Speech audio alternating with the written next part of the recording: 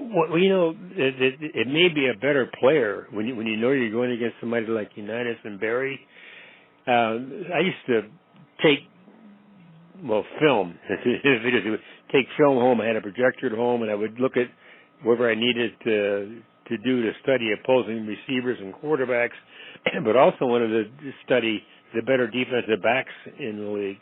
Night Train Lane was my model for a defensive back. He's about 6'3", 210, 220, and quick as a cat, and was a great tackler, and was really light on his feet. I mean, the guy could change.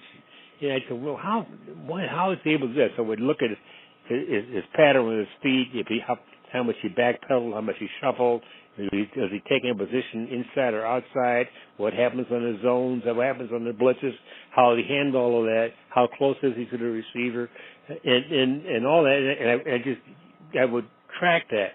I did the same thing with receivers. So when we played the Colts, I always had decent games against them because they did everything by rhythm. I figured out one day that when I watched Johnny Unitas go back, throw a quick out, 1, 2, 3, stop, gone.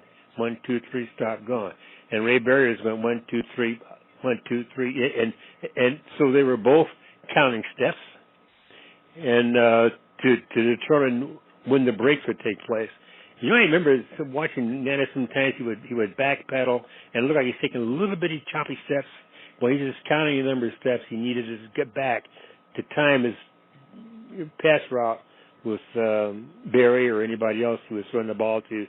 And but Barry had incredible hands here. Everybody knows that. But he's a great student of the game. Look, I don't know. He wasn't fast, but he was fast enough. You know, sure. It didn't matter if you were on top of him when the ball got there.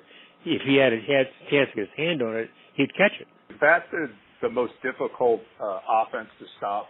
Yeah, but the reason for it is that I thought they were because Unitas felt like he could do anything he needed to do.